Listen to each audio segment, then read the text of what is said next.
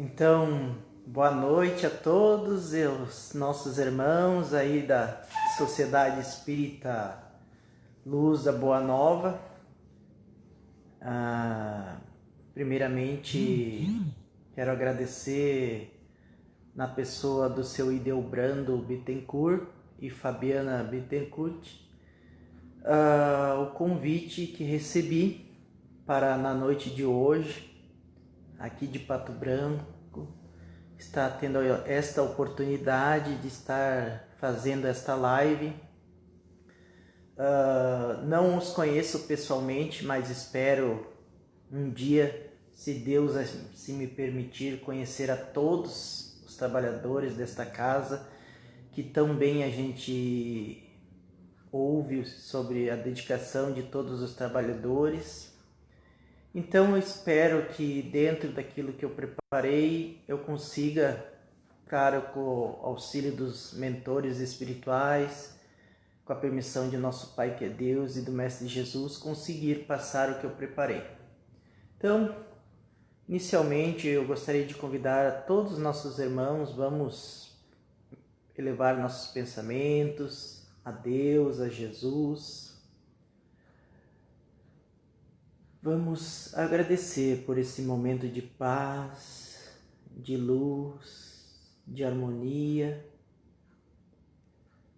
Agradecemos pela doutrina espírita, pelos ensinamentos do Mestre Jesus, contidos no Evangelho segundo o Espiritismo, que é um manual de conduta moral. Que possamos, nesses minutos que estamos então reunidos, mesmo que distantes, mas em pensamento e coração, estamos próximos, aprendermos um com os outros sobre o tema da noite. Obrigado, Mestre, obrigado, Pai, e que assim seja. Então, meus irmãos, o tema que eu escolhi para esta noite é um tema que, seguido, quando eu faço minhas meditações, minhas leituras do Evangelho durante a noite, tenho aberto e tem saído esse tema. E como a doutrina espírita nos ensina que o acaso não existe, acredito eu e tenho certeza que esse tema é um tema que realmente deve ser trazido à pauta mais seguidamente. O tema que escolhi então para esta noite, para esta primeira live pela casa, a Sociedade Espírita Luz da Boa Nova, é do capítulo 5 do Evangelho segundo o Espiritismo, que não por acaso é o capítulo mais extenso do Evangelho, por se tratar de uma das grandes problemáticas ainda que trazemos enquanto espíritos em evolução, porque aprendemos através da doutrina espírita, então, que fomos todos criados simples e ignorantes desde o princípio. Então, do capítulo 5 do Evangelho segundo o Espiritismo, bem-aventurados os aflitos, os tormentos voluntários, é o item 23. Vive o homem incessantemente em busca da felicidade, que também incessantemente lhe foge, porque felicidade sem mescla não se encontra na terra. Entretanto, malgrado as vicissitudes que formam o cortejo inevitável da vida terrena, poderia ele, por o menos, gozar de relativa felicidade, se não a procurasse nas coisas perecíveis e sujeitas às mesmas vicissitudes, isto é, nos gozos materiais, em vez de procurar nos gozos da alma, que são um prelibar dos gozos celestes, imperecíveis. Em vez de procurar a paz do coração, única felicidade real deste mundo, ele se mostra ávido de tudo o que agitará e turbará, e, coisa singular, o homem, como de intento, cria para si tormentos que está nas suas mãos evitar. Então, como tem uma fala do Mestre Jesus também, para que não procuremos empilhar tesouros na terra, tesouros materiais, mas sim aqueles tesouros que realmente nos servirão nos céus, no reino dos céus. Então, quantas vezes nós, angustiados na busca dos bens materiais, perdemos tanto tempo procurando exaustivamente pela felicidade, essa felicidade que a mídia terrena nos apresenta, e que vamos para as redes sociais e vemos aquelas pessoas fisicamente belas, em lugares maravilhosos, e nos angustia ver tanta beleza que talvez nessa existência nós não teremos a oportunidade de estar lá presente. Mas isso tem a ver muito com egoísmo, porque nos acreditamos injustiçados por Deus por não estar tendo as mesmas oportunidades. E por isso comecemos a formular em nossos pensamentos revoltas e nos perturbamos com isso e acreditamos que não somos criaturas amadas por Deus. E daí vivemos perturbações criadas pelos nossos pensamentos que poderiam ser evitadas se tivéssemos um pouco mais de vigilância. Por isso que se diz tormentos voluntários. Não é nada que a gente esteja resgatando de outras existências. São tormentos criados pelos nossos próprios pensamentos, pelos nossos próprios desequilíbrios espirituais, por não aceitarmos e não sermos gratos por aquilo que já é possível nós usufruir. Porque se formos olhar para trás, veremos criaturas com condições muito mais difíceis, mais afligentes que as nossas, que realmente merecem atenção e a nossa ajuda. Então, Carl Gustav Jung, psiquiatra suíço, estudou o comportamento humano e dividiu em dois princípios, o ego e o self. Joana de Ângeles trata muito sobre isso nas suas obras psicológicas, e ela nos ensina que o self, segundo o estudo de Carl Gustav Jung, é o si mesmo, é o centro de toda a personalidade, é dele que emana todo o potencial energético de que a psique dispõe, é o ordenador dos processos psíquicos. Nada mais é que o espírito, o nosso espírito.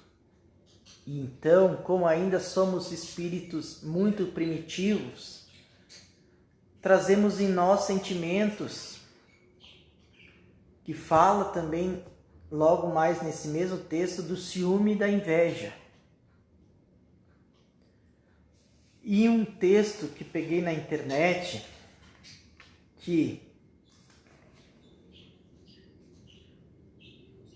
é embasado em estudo feito num livro da tradução de Salvador Gentili, ele nos diz assim: esses dois sentimentos são destruidores da paz que se deve buscar para a harmonia da convivência. Apegos, medos e especialmente a insegurança pessoal, aliada ao egoísmo, são seus geradores. E daí também Carl Gustav Jung nos apresenta o ego. O ego é o centro da consciência inferior, diferente do eu, que é o centro superior da consciência. É a soma dos pensamentos, ideias, sentimentos, lembranças e percepções sensoriais. É a concepção que a pessoa faz de si mesmo. Veja bem o final desse parágrafo. É a concepção que fazemos de nós mesmos. Não sei se vocês já ouviram a expressão criança bardosa. Aquela criança que acredita que merece ter tudo. E ao primeiro momento que ela ouve a palavra não, depois de ouvir tantos sim, ela entra em colapso e faz porque ela não estava acostumada àquilo. E assim somos nós.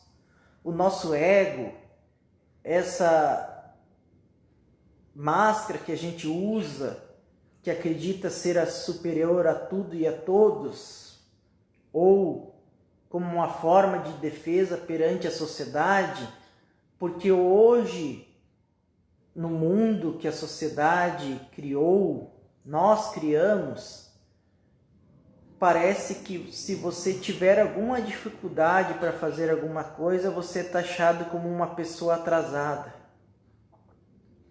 E daí então criamos um personagem que na verdade não somos nós mesmos.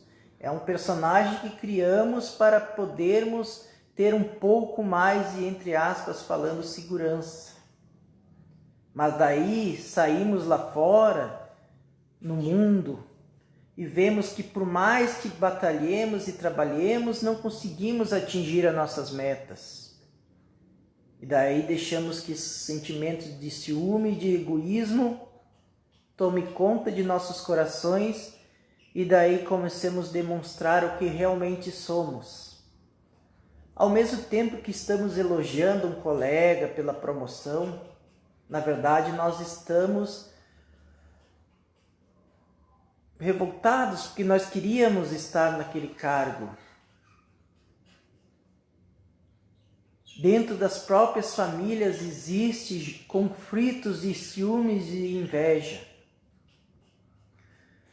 Porque um irmão conseguiu atingir determinado status financeiro, o outro irmão, mesmo que ele não diga que está com ciúme e com inveja, em seus pensamentos e seus sentimentos, ele dá forças à inveja e o ciúme. Também ele, nesse texto, diz assim: o Espírito São Luís abordou a questão da inveja respondendo ao questionamento. Seu espírito está inquieto, sua felicidade terrestre está no auge. Ele inveja o ouro, o luxo, a felicidade aparente ou fictícia do seu semelhante. Seu coração está destroçado, sua alma surdamente consumida por sua luta incessante do orgulho, da vaidade não satisfeita. Ele carrega consigo em todos os instantes de sua miserável existência uma serpente que lhe reaquece, que lhe sugere sem cessar os mais fatais pensamentos. Tereis essa volúpia, essa felicidade, e se debate sobre impotência, vítima dos horríveis suplícios da inveja. E conclui: fazei a vossa felicidade o vosso verdadeiro tesouro sobre a terra, as obras da caridade e da submissão, as únicas que devem contribuir para seres admitidos no seio de Deus. Essas obras do bem farão vossa alegria e vossa felicidade eternas. A inveja é uma das mais feias e das mais tristes misérias do globo. A caridade e a constante missão da fé farão desaparecer todos esses males. Então veja, à medida que nós irmos diluindo esses sentimentos da inveja e do orgulho, transformando essas energias negativas em energias positivas, veremos que essa angústia, essa aflição de não conseguirmos ter aquilo que nosso irmão já tem merecimento de possuir, vão desaparecendo. Então, na questão 922 de O Livro dos Espíritos, o nosso codificador da doutrina espírita pergunta aos espíritos superiores: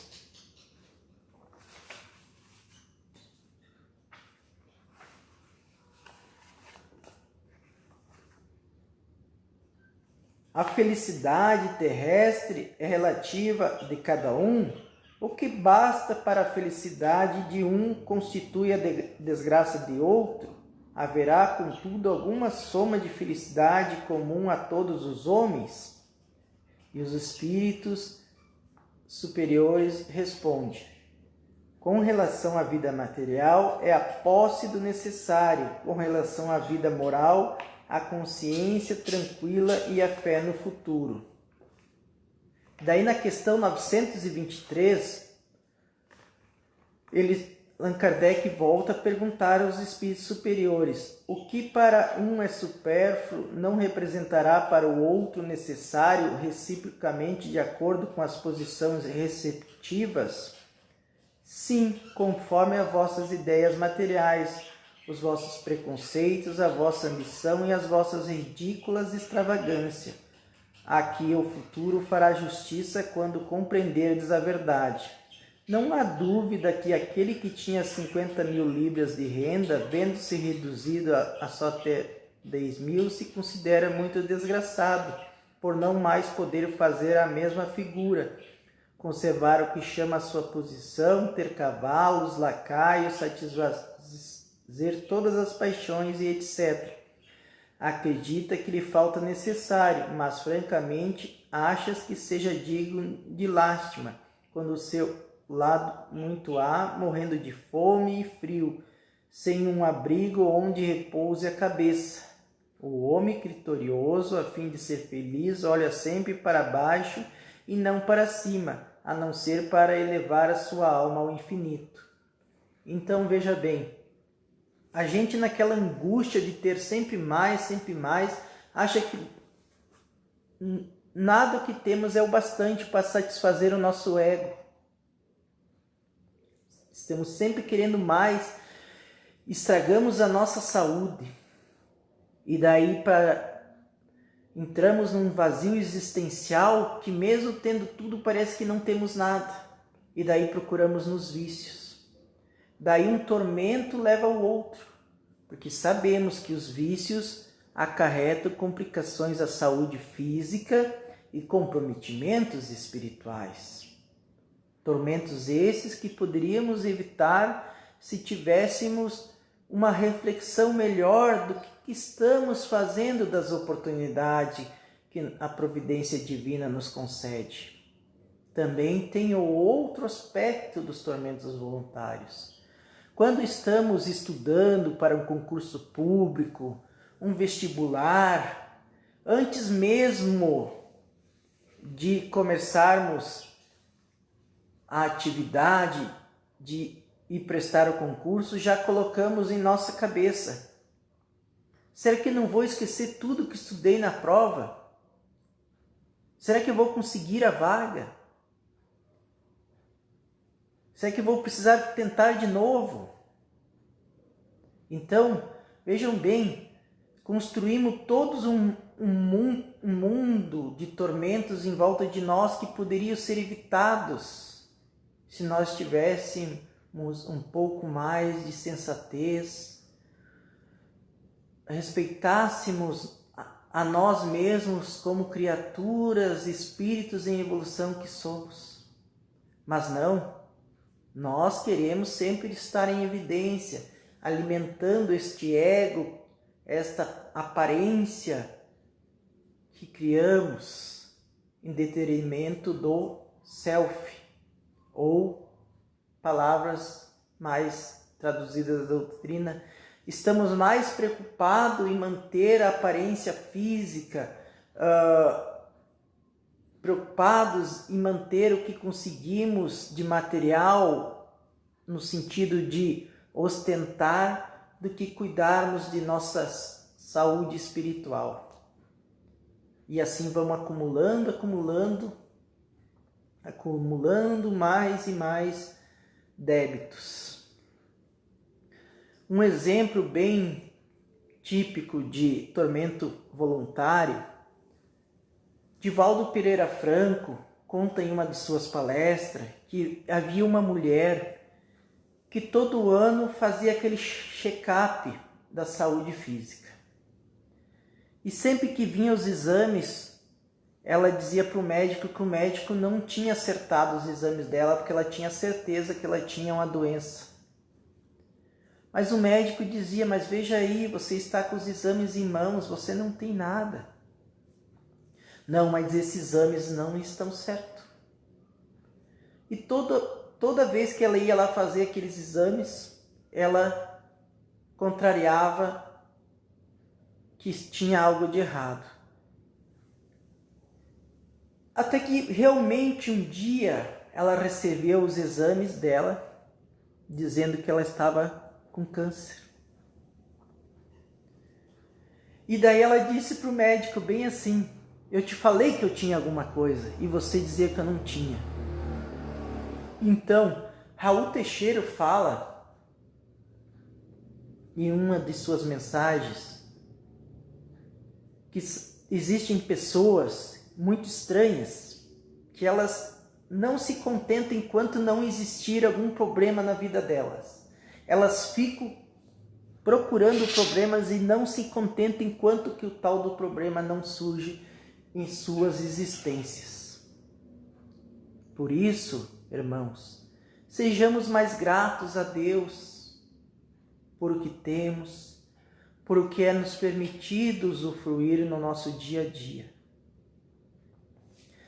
E no livro, que o próprio nome já diz, de Francisco do Espírito Santo Neto, o Espírito Hamed, o livro As Dores da Alma, tem os 2 últimos capítulos do livro falam só da inveja. Eu vou ler só as primeiras frases de cada mensagem, porque elas dizem tudo sobre a inveja. O invejoso é inseguro, é supersensível, irritadiço e desconfiado. Observador minucioso e detetive da vida alheia até a exaustão.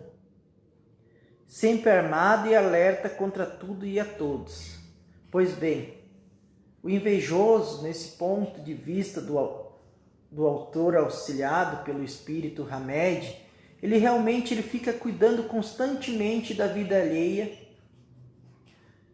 para ficar criticando ou cobiçando aquilo que o seu próximo conseguiu com o trabalho árduo e suado. E daí, enquanto ele não conseguir algo parecido melhor, ele não vai descansar.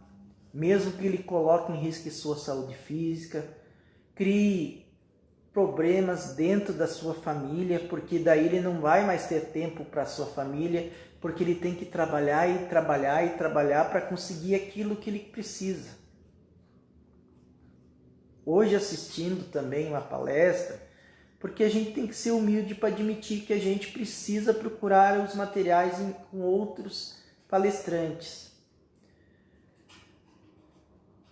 Um dos tormentos atuais é o apego excessivo nosso às tecnologias. Então a tecnologia, principalmente celular, ele é uma tecnologia que muda constantemente. Daí imaginemos que a gente comprou o celular dos nossos sonhos. Parcelamos lá em 500 reencarnações. Tá bom. Na terceira prestação já surgiu um modelo novo, com mais memória interna, com memória externa expansível até tantos gigas. E daí a gente entra naquela aflição. Eu tenho que ter esse celular. Eu tenho que ter, porque eu tenho que causar inveja lá nos meus colegas de trabalho, na minha família. E daí você, nossa, mas o teu celular ainda está novo, o teu celular é bom, né? Ele faz tudo que você precisa, mas parece que não te satisfaz mais. E daí você, claro, Você, mesmo que não vá lá comprar o novo modelo, você pega o teu aparelho celular na mão e parece que ele não te satisfaz mais, porque tu queria ter aquele. Ou imagina um tênis. Você tem um tênis melhor que era possível de comprar, né? E só que saiu um modelo novo daquele tênis. E você olha para o teu tênis, olha e não te satisfaz mais aquele tênis. E daí você sacrifica o teu tempo, que você poderia estar com a mente tranquila, dedicando-se a uma prática de caridade, a uma leitura salutar, com aquele pensamento, aquela angústia de estar com um tênis diferente daquele que já está exposto na vitrine, que é o lançamento daquela marca. Então vejam bem quanto tempo a gente dedica às frivolidades da vida, esquecendo de ser gratos a Deus por tudo o que Ele nos concede. E daí, no outro texto sobre inveja, ele tem olhar sobre outro aspecto desse sentimento. Não há nada nos censurar por apreciarmos os feitos das pessoas e ou por a elas aspirarmos. O único problema é que não podemos nos comparar e querer tomar como modelo o padrão vivencial do outro. Então, a doutrina espírita nos ensina que cada um é uma individualidade. Tanto que quando desencarnamos e partimos para a erraticidade, conservamos a nossa individualidade. Então, não é porque nós não conseguimos alcançar ainda as mesmas qualidades, ter os mesmos conhecimentos que um outro irmão, que nós devemos nos desvalorizar. Devemos agradecer a Deus por termos tudo que já conseguimos, principalmente do ponto de vista de conhecimento. Dentro da própria doutrina espírita, em grupos de estudos, sempre existirão aqueles que terão mais facilidade de entender o estudo e aqueles com menos capacidade, ainda devido à evolução espiritual. Mas isto não quer dizer que aqueles que não ainda compreendem são peças descartáveis. Eles são também espíritos que estão evoluindo. Então devemos saber que somos criaturas amadas por Deus, não ficar nos desvalorizando e criando tormentos desnecessários, porque existe uma passagem no Evangelho que Jesus diz: a cada dia a sua aflição, olhai os pássaros do céu, que mesmo que não sejam tão produtivos como o homem, Deus não os abandona. Então, irmãos, vamos todo dia estar agradecendo a Deus, nosso Pai, inteligência suprema, causa primeira de todas as coisas, por tudo que Ele nos oportuniza. Vamos olhar nossos irmãos com olhar de bondade, de humildade. Agradecer a Deus por tudo que Ele já nos oportunizou de ter e não ficar nos afligindo, nos auto-sabotando, porque toda vez que nos afligimos por questões quiméricas, estamos sabotando as oportunidades de crescimento espiritual que temos. Pois a cada um será dado segundo as suas obras. Então, irmãos, vamos agradecer pela paz, pela luz, vamos agradecer todos os dias pelo canto dos pássaros, pelo sol, pela chuva, pelo frio, que eu sei que nessa época aí em Caxias, no Rio Grande, está muito mais frio que aqui, porque as leis naturais, elas são perfeitas, não existe falhas, tudo acontece dentro daquilo que está programado por Deus. Então vamos agradecer, irmãos, não ficar criando em nossos pensamentos obstáculos desnecessários, porque as nossas provas, aquelas que já trazemos de outras existências, já são tão difíceis para que fiquemos ainda colocando mais peso na nossa mochila.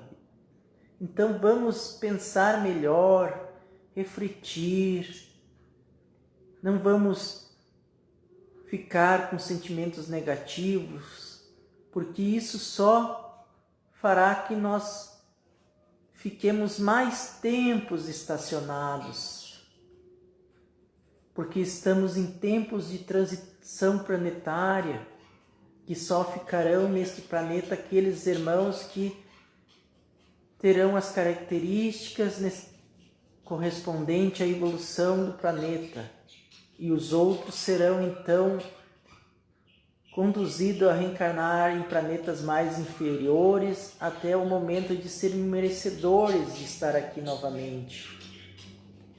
Então o meu tempo já chegou, eu agradeço esta oportunidade abençoada, agradeço pela confiança que me concederam,